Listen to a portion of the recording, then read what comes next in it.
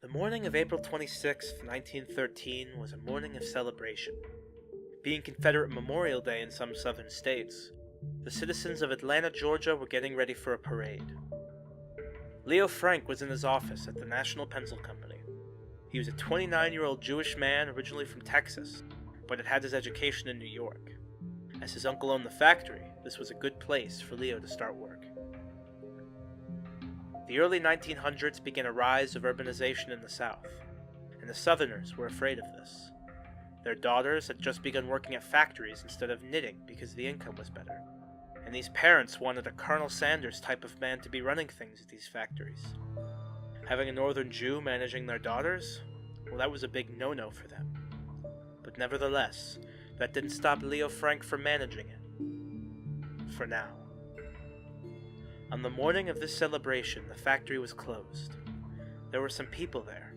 Alonzo Mann, a 14-year-old boy. As manning the machines was only for the girls, Alonzo was the bookkeeper. The next was Jim Conley. As very little jobs were available to black men in the South, Jim was the janitor. Finally, of course, was Leo Frank. In the late morning, Jim is seen pestering Alonzo for 10 cents to buy some beer. Being a black man in the South in the early 1900s, I'm sure you can see why he wanted to be drunk on this day. Alonzo leaves the factory at about 11:30 a.m. to meet his mother at the parade. Meanwhile, 13-year-old Mary Fagan has left her mother for a moment to go to the factory. You see, Mary's job is to place the metal eraser holders onto pencils. She gets paid 12 cents an hour for it. But yesterday, they ran out of them. Mary was simply going to ask Leo if they had a shipment of metal tips, and maybe collect her pay envelope from the day before. No one saw her come out of the factory that day. The next morning, there is still no sign from little Mary Fagan. Local detectives are on the case, however, and their first stop, the factory. She doesn't seem to be anywhere on the top floors, so they decide to take the elevator down to the basement. Back then, the elevators weren't closed like they are now, and by the time the detectives hit the ground, a tremendous stench burst into the air. There was a pile of feces where the elevator had touched down. Disgusted, the detectives decided to keep looking and were convinced she was down there. What they found was little Mary Fagan, strangled to death, a note beside simply saying, "The Night Witch did it." Horrified, the men immediately assumed this note meant the night watchman had done it. But after questioning, they found him to have an airtight alibi. Further inspection revealed a local folklore about the Night Witch. No, she isn't a monster or a spirit. The Night Witch is someone to blame. You see, when someone did something wrong, like eating all the cookies out of the cookie jar, they didn't want to reveal it was them. They would simply say, "The Night Witch did it." Eventually, this led them to none other than Jim Conley, who had been drunk almost all the day before. He said he couldn't have done it. He didn't know how to read or write. They quickly find letters he'd written to his girlfriend from prison, destroying this alibi very quickly. Jim then says, "Fine, it was Mr. Frank. He raped her. When she resisted, he killed her. He said he'd give me $200 to put her body in the basement." This doesn't make sense, the detectives thought. When she was examined, there weren't any signs of rape at all. And what about the poop? Jim replied, "Well, I just don't feel like going upstairs to the bathroom. I thought I'd clean it later." But even though extremely ridiculous, it's enough for the police to indict Leo, and only Leo. Jim told 4 different stories under oath, and nobody cared. The Northern Jewish man was evil, they thought. Hugh Dorsey was the prosecutor. He wanted to make this a huge case, and Leo was convicted. He's tried, and it goes to jury. It was hot that day, so conveniently the windows remained open as the crowds of people chanted, "Kill the Jew or we'll kill you!" The judge sentences him to be hanged, and half the Jewish population leaves Georgia. One of the jurors was a Baptist minister.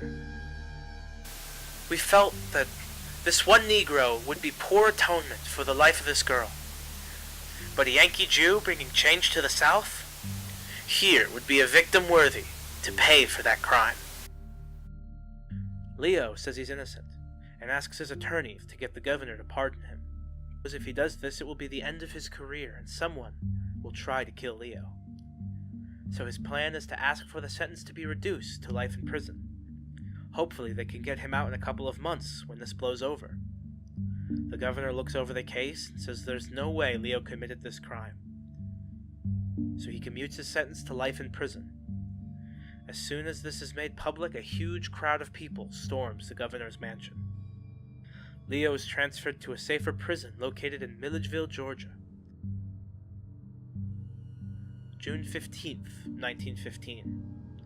Another inmate tries to kill him. Leo Frank is in the infirmary. A couple of months go by and some white men go to Stone Mountain in Georgia. They put a massive cross up and christen themselves the Knights of Mary Fagin. They go to the prison where Leo Frank is held, cut the telephone lines, go to the gates, and are led in by the guards. Leo Frank is handed over to the Knights, and he is brought 175 miles away to Marietta, Georgia, where Leo Frank is lynched for the crime he didn't do.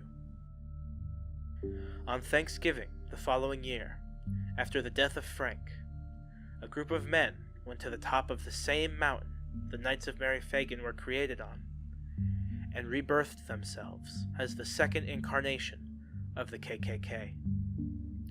Not just with a hatred of blacks, but also for Catholics and Jews. Now you're probably asking yourself, well, it was Jim, wasn't it? I mean, could it have been Leo? No one was there besides them, so it had to be one of them. In reality, it's just one person's word against another. Well, fast forward to 1982. Alonzo Mann, the bookkeeper, is 83 years old. He's dying of cancer, and he can't stand living with the secret he's living with his whole life. He goes to several newspapers, and no one will publish it.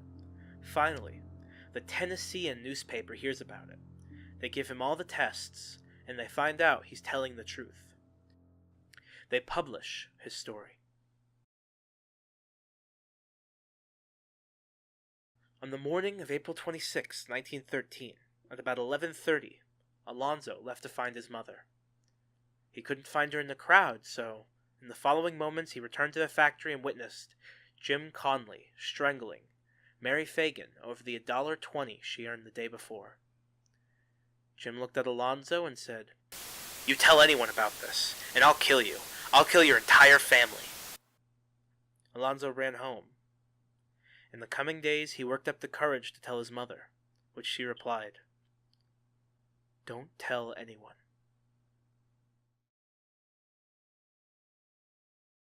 Hey, thanks for watching. I really like doing these types of video essay type things, but if you want me to do them less about movie stuff and just more about what this was, just kind of a history thing, I wrote like 30 pages of notes this semester for my history class. So if you want me to do more videos like that with just history, then go ahead and subscribe and let me know.